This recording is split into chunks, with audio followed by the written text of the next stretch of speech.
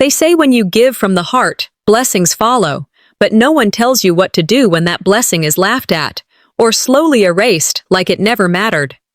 6 months into retirement, I thought I'd feel peace.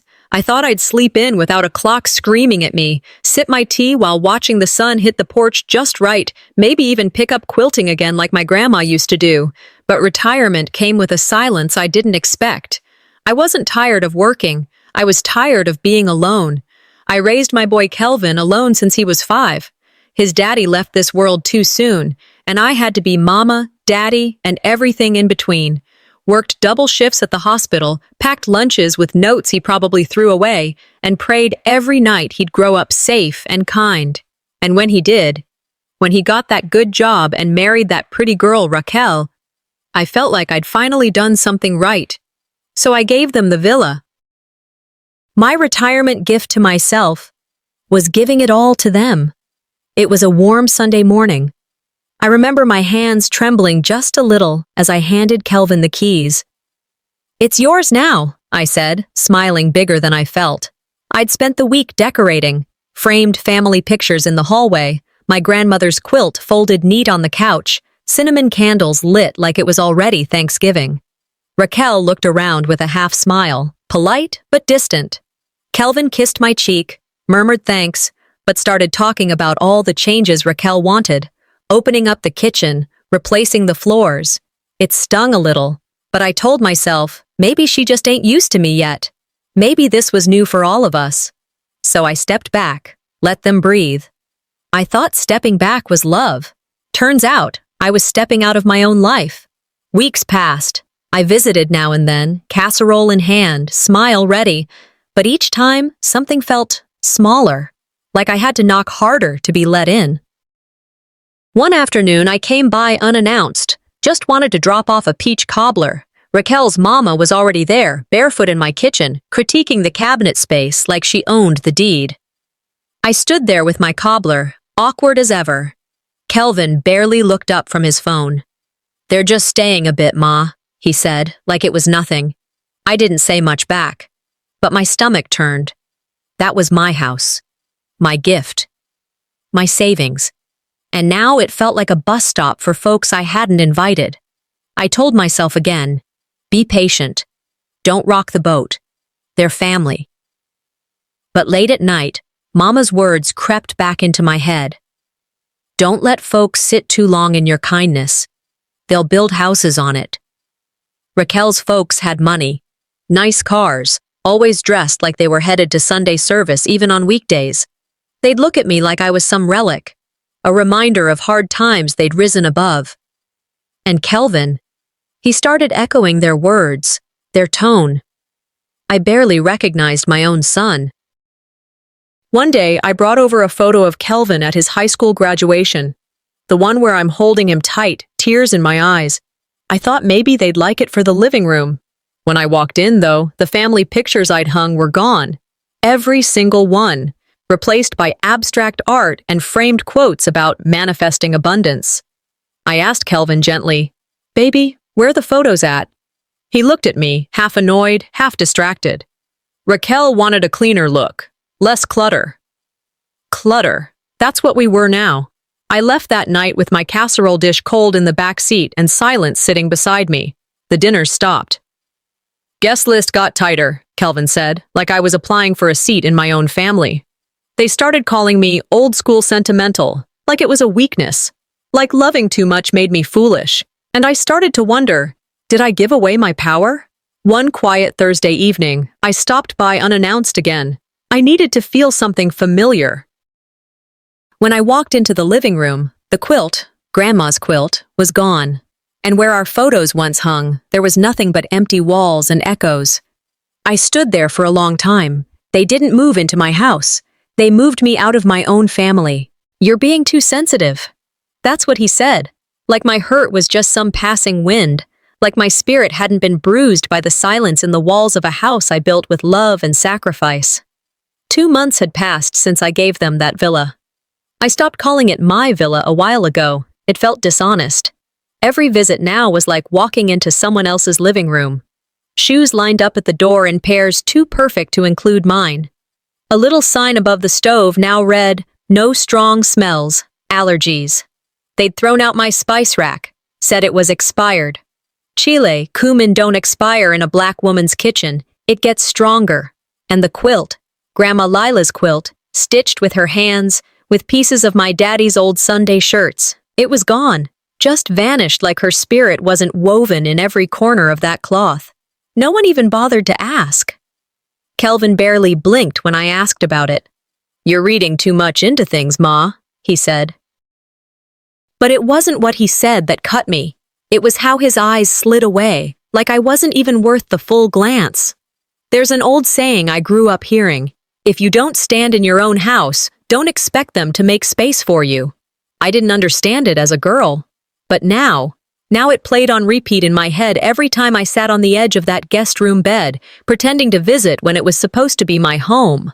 So I asked him to lunch. Just him and me, no Raquel, no parents-in-law with their fancy wine and louder opinions, just us, mother and son. We met at Big Mama Ruby's diner, tucked in the part of Charlotte they like to call the old side. Elders sat in booths, clinking forks against chipped plates, talking about grandbabies and aching backs. The air smelled of fried okra and home. He ordered the catfish. I didn't touch my food. "Are Raquel's folks still planning to stay much longer?" I asked, as if I didn't already know the answer. Kelvin took a sip of his sweet tea and said, "Well, with everything going on, they might be here for a while. You know, it's not just your house anymore. It's our villa now." Our villa. That slipped out so casual, it made my heart pause, like hearing your name dropped from a prayer. I nodded, quiet. But inside, something cracked. That wasn't a slip. That was a reveal. A truth he'd carried and tried to make sound normal. After lunch, I didn't go home. I went back to the villa, waited until I saw their cars gone. I still had the spare key.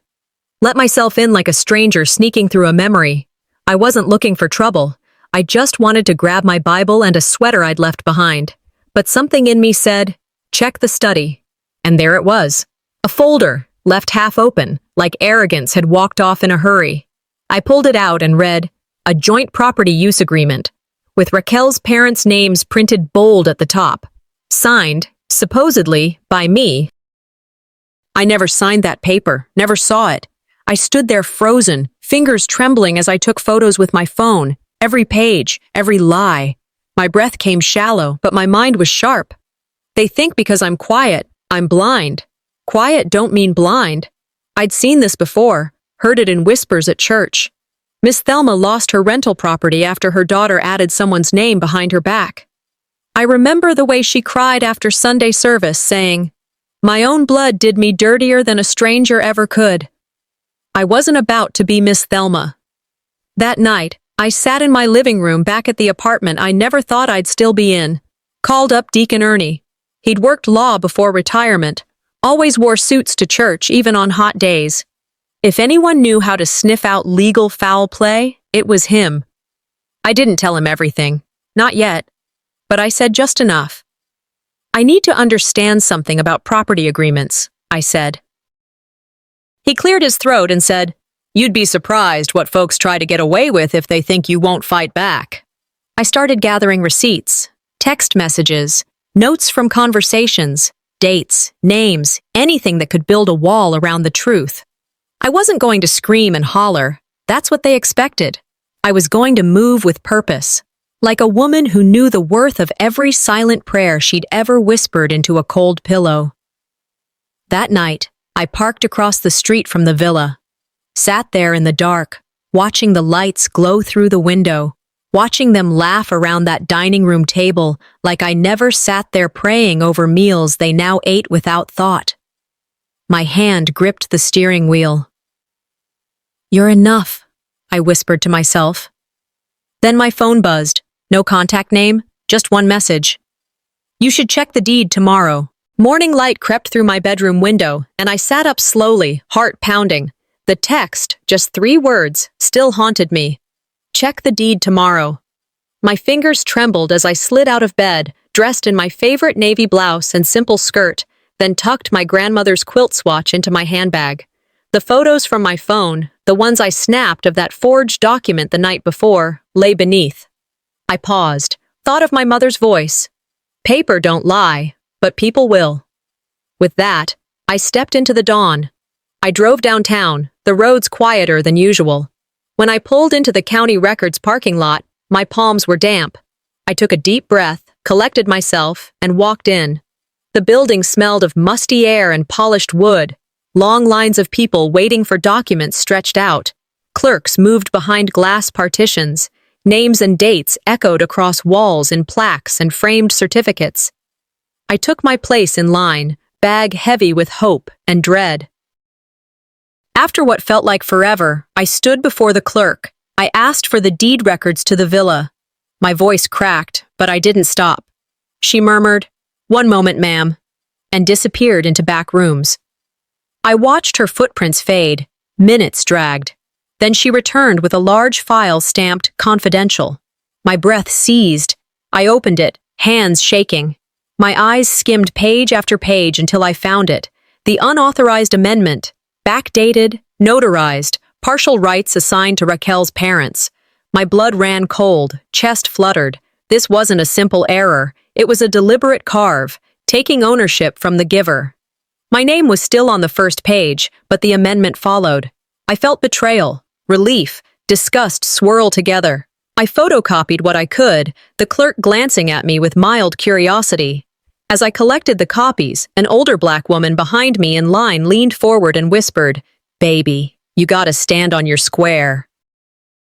Don't let them push you off it." Her eyes held knowing, not pity.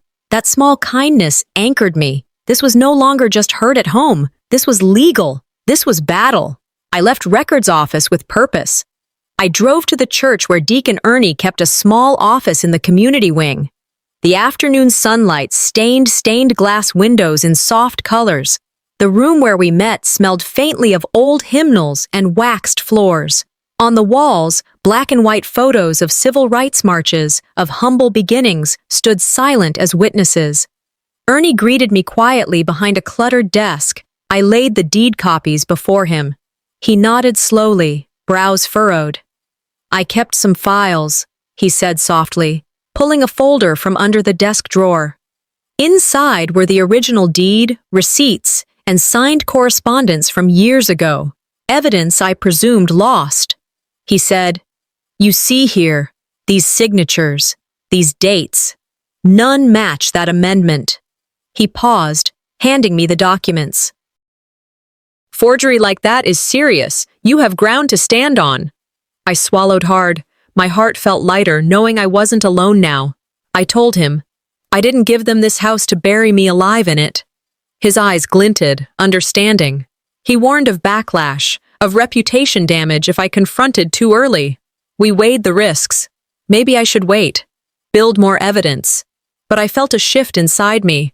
Waiting might mean deeper hurt. If I wait, they'll dig in deeper. If I act now, they'll smear my name, I confessed in a quiet voice. Ernie nodded. He understood. He suggested I only move when I had more than one piece of undisputed proof. Evening came as we parted. I sat on my old porch swing at the small home I'd moved into temporarily. The deed folder weighed beside me. I stared at the darkening sky, finger-trailing lines on those papers. My life of sacrifice, every late shift, every prayer, every birthday cake baked with hope, led me here. And tonight, I whispered to the wind, "Not anymore." Then my phone buzzed, unknown number. One message.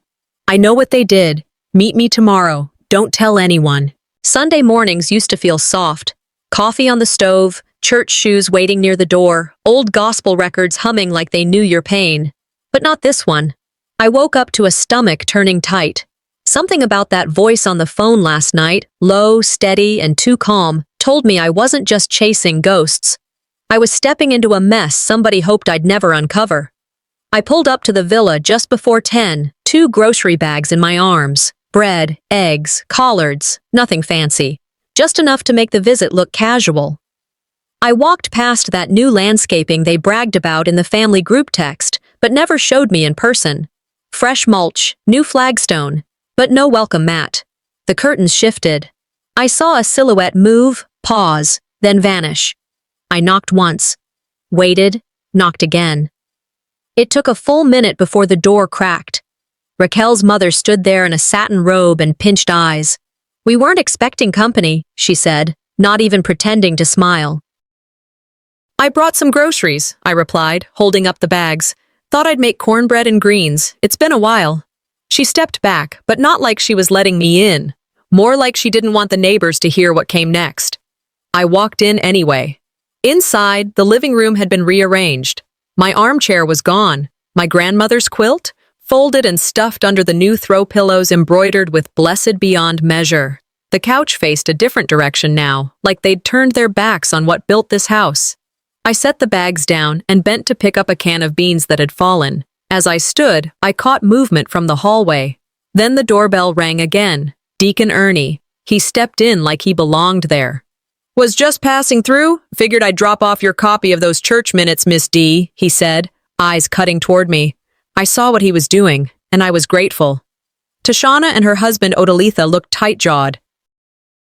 Ernie greeted them, polite but distant. I took the chance. "You know," I said slowly, "some paperwork came across my desk the other day. Something about the title to this place." "Oh, Lord," Tashana scoffed. "Ma, your mind playing tricks. Let's not go down that road." But Raquel, arms folded, didn't laugh. She spoke clear.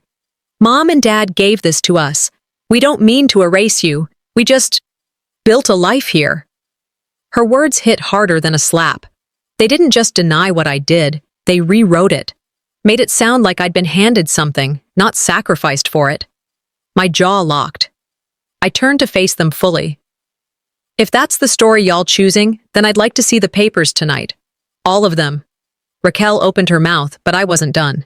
"I brought my own copy," I said, pulling out the folder from my purse. "Original deed, my signature, dated receipts." Silence. Even Odalitha didn't speak. Ernie just stood beside me, not saying a word, but his presence was armor. I didn't yell, didn't shake, just held that folder like a shield and said what needed saying. This is the moment, I thought, to either fade or fight. I chose fight. Later, I found myself alone in the hallway when Odalitha stepped in front of me, quiet and sharp. "You know," she said, "you're making waves too big for your little boat." She leaned in, voice a whisper. "Be careful what you demand. You might lose everything." I stared back, heart thudding but face calm. "A loud silence," I told her, "is still heard." She stepped back, lips thin, and left without another word. I didn't follow, didn't need to. But I knew one thing then. This wasn't whispers anymore. They knew what I was digging for, and I wasn't hiding it. Before leaving, I walked through the hallway toward the study. Something made me stop. The safe, half open. I pushed the door wider, breath shallow. A file folder sat halfway out, pages inside, names scribbled in margins, names I never wrote. Sunday dinner used to be mine. I'd fill the house with smells that meant family, smoked turkey wings, baked mac and cheese, sweet tea lined up on the counter. But that night, I didn't bring food for them. I came to be seen. The table was dressed like a magazine spread. White linen, crystal glasses, gold napkin rings. But no chair for me. It was more than an oversight. It was a signal. I didn't flinch. I walked to the hallway, pulled a chair from under the coat rack, and set it at the head of the table. The scraping sound cut through the room. Everyone looked up.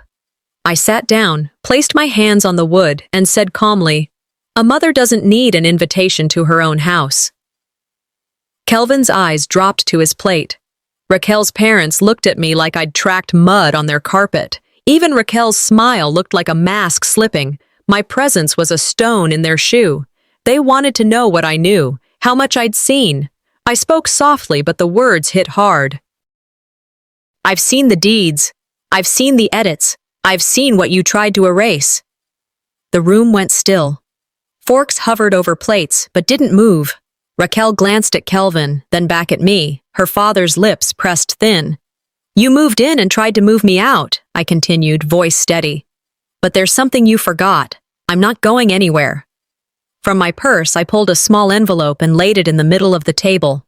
Copies, photos, notarized receipts. I didn't open it, didn't need to. If you push me again, I said, I will push back, not with noise. I tapped the envelope. With truth. Kelvin tried to speak, his hand twitching toward mine. Ma, don't speak unless you're ready to stand beside me. I cut him off, still calm, his mouth closed. Tashana gave a short, bitter laugh. You gonna sue your own son? I looked at her, not blinking. I don't need to sue anybody to expose lies. I gave them one chance. Fix it, before it gets public. Raquel's father smirked, leaning back. Nobody believes black grandmothers own anything in their name anyway. I rose slowly, eyes fixed on his.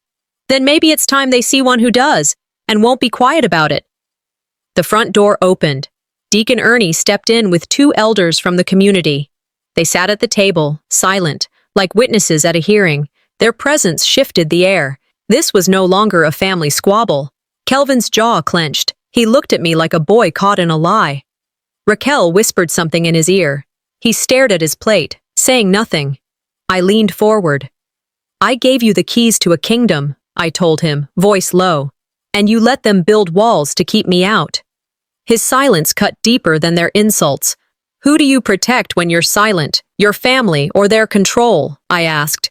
He still said nothing. The line was drawn clear now. I was alone at that table, but not weak. I stood, picked up the envelope.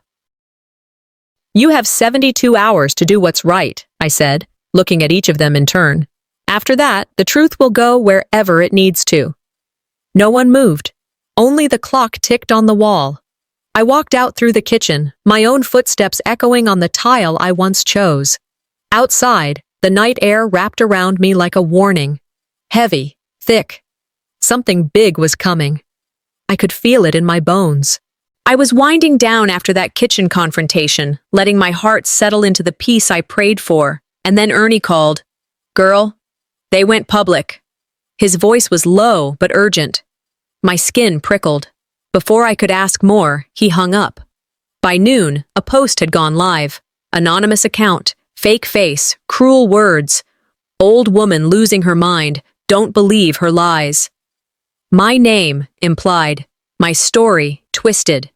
I leaned back in my chair, mouth dry, as the world spun. I traced the post's route, the IP tied back to Tashana's boutique. They thought I wouldn't notice, but I did. The damage started quietly. Neighbors glancing, old friends pausing in church, heads turned. I didn't reply. Instead, I cleaned the porch, washed the windows, baked cornbread, little acts to steady my hands. Then I called Attorney Brayland. She's sharp, steady. When she answered, I said, It's time. No fear in that voice. Just resolve. I gathered every document, deeds, emails, text threads, that folder Ernie gave me, each paper a quiet weapon. Brayland suggested a live statement to my people. I told her no. Let's show them, not tell. I met with the church media team that afternoon. We planned a documentary night, not spectacle, but clarity. Truth in images, in voices, in proof. Flyers went out next morning. Inheritance or invasion, a community story. My face wasn't on them. It was bigger than me. It was about legacy, property, dignity. Inquisitive people filtered in, elders, youth, church members. Even folks on Raquel's side came, curious. I sat among them, quiet. I watched reactions, eyes widen, murmurs ripple. I didn't speak at first. I let them see. When the film began, the room held its breath.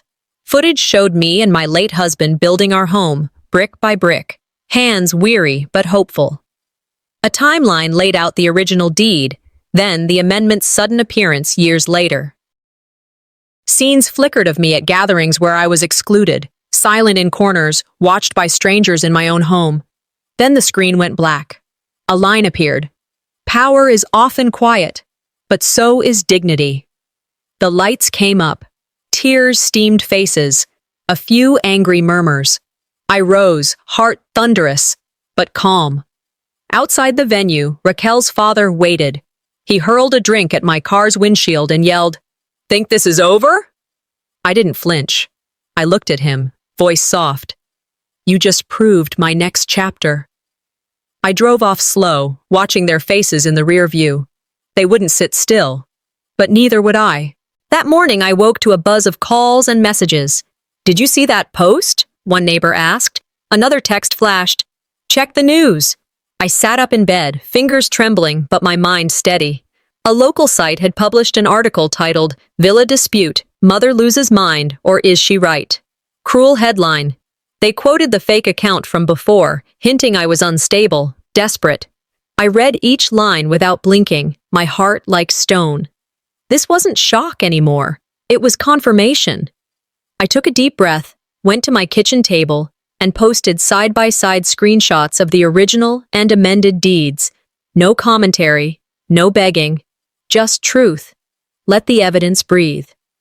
My phone buzzed harder, comments pouring in. That shift inside me was real, from rage to a steely resolve. I was done pleading for ears. By noon, I was at the community cafe. The air smelled of sweet tea and fried okra, flyers with my evidence already spread across tables. Young men with tablets were showing side-by-side deeds, murmuring about forgery. So that's what she's been hiding, one whispered. On another screen, a screenshot of Tashana's father signing a false affidavit had gone viral. My pulse slowed. I didn't smile. I didn't gloat. I just sat at a corner booth, stirring my coffee, letting the murmurs swirl. They had played dirty. I'd kept clean. And now the crowd was doing the talking. By evening, the church had filled for a neighborhood meeting to settle land rumors. The room buzzed, wooden pews creaking as folks shifted. I stood, holding my folder, my hands steady. My name is Madeline, I said softly. I'm the woman you've been reading about. Here's my story. I introduced Ernie, standing off to my left, and Sister Bellamy, a local notary who had signed my original deed years back. We laid out documents across the pulpit like a map of betrayal. When you pay for something, do you lose it overnight? I asked. Silence. When you gift something to your child, does it become a weapon against you? Gasps and nods moved like a wave through the pews. Some neighbors stood to defend me right then, their voices louder than mine. Others stayed seated, heads down, still unsure. Kelvin slipped in late, face drawn. He scanned the room, eyes darting from me to Raquel's parents. Odalitha tried to interrupt my speech, but I turned to her calmly. Let truth finish its speech. Tashana leaned over to whisper, but I caught her eye. You can whisper, I said evenly, but I'm speaking louder than your lies. For the first time, they looked unsettled. The fight had moved from our walls into the open, and I was no longer the quiet one in the corner. When the meeting ended, I walked out with Ernie, the night air cool against my skin. Across the street, a black SUV idled, windows tinted. A man stepped out, tall, deliberate, watching us. His presence wasn't casual. My stomach tightened, but my face stayed calm. I turned to Ernie and said quietly, that car wasn't supposed to be here, and I know whose it is. 2 days had passed since the meeting. Every morning, I woke with dread in my chest, replaying faces, whispers, and that black SUV. By late afternoon, it pulled into the driveway again. I stepped onto the porch in fading light. The vehicle door clicked open. A well-dressed man walked out, clean-cut, mid-30s, eyes steady. They reminded me of someone I'd loved and lost. He didn't rush. He approached slowly. Auntie, he said, soft but clear.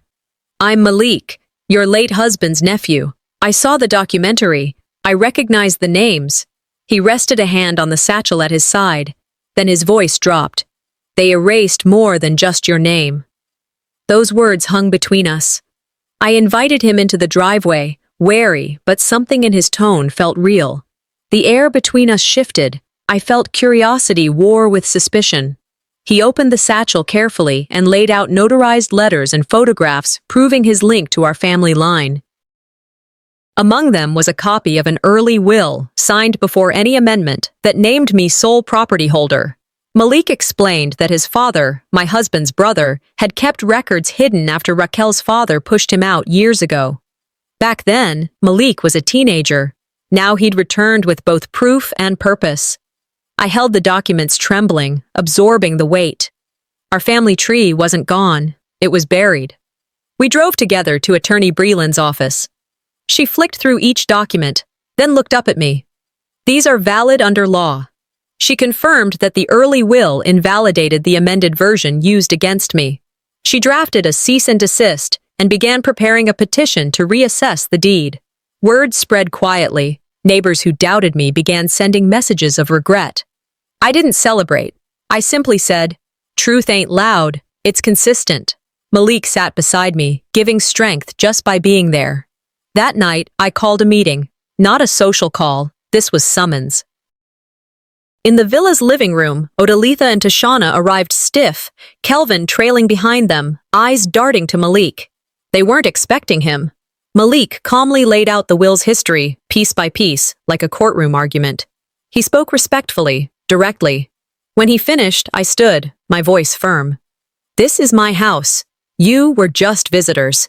Kelvin's face tightened. He said nothing. For once, the silence was mine. The room's temperature dropped. Tashana whispered something to Odalitha, then stormed out, heels hitting the floor hard. I remained, unmoving. An hour later, my phone buzzed. A court summons rested in my palm. She was suing me for emotional displacement. I read it with steady hands. They tried to bury me with lies, but I was about to rise with law. The morning in court carried a hush heavier than any rumor. The gallery filled early. Neighbors, church folks, curious eyes. I sat beside Malik, original deed folded on my lap. Tashana, rigid, presented her claim. Emotional trauma, alienation, her right to reclaim the villa. My lawyer rose after, voice calm, dismantling each accusation. He laid out texts, threats, the will reversal, and nailed her timeline to the wall. Malik watched in silence, never shifting his gaze. Then, to everyone's surprise, the judge's clerk wheeled in a flat screen. "This footage was submitted by a paralegal," the judge said. My heart steadied. I had no idea those cameras had captured more. The footage played. In grainy clarity, Odalitha was laughing, tossing my framed photos into a trash bag. Tashana stood beside her, smirking, captured, saying, "She ain't got nothing left but pride. Let's take that too." A hush rippled through the courtroom. The judge slammed his gavel. "Case dismissed," he turned to Tashana. "Consider this a warning. Perjury is serious." Odalitha bolted from the room. I didn't rise, I didn't applaud, I stayed seated, collected. Walking back into the villa felt different. The doors seemed to breathe relief. I wandered from room to room, my fingers brushing surfaces like reacquainting with old friends. I turned on lights, dusted baseboards, arranged photos where they belonged. Malik offered to stay for days. I said no. This space is sacred. I need to fill it with peace. In the backyard garden, under the ivy-shaded bench, I found a folded note in my husband's familiar handwriting. "Legacy ain't what you leave behind. It's what you fight to keep." I held it close. My chest ached, but it felt right. News of the verdict trickled into local press. A quiet headline ran, "Matriarch reclaims family villa after legal battle."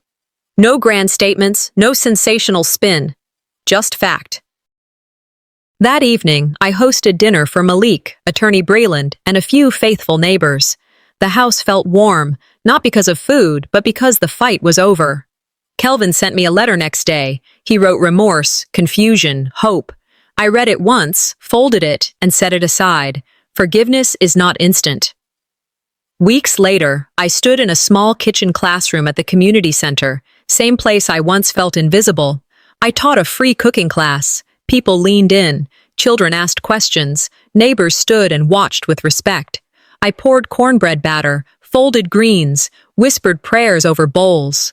After class, I walked home through quiet streets. The sun dipped low, painting the sky soft. On my porch, I sat, listening to kids laugh, seeing shadows play. "You can lose your house and still come home," I whispered into evening air. The sunset drifted across the yard, as if the day bowed in respect. I gave my son a villa. They tried to steal my dignity. But this is my return.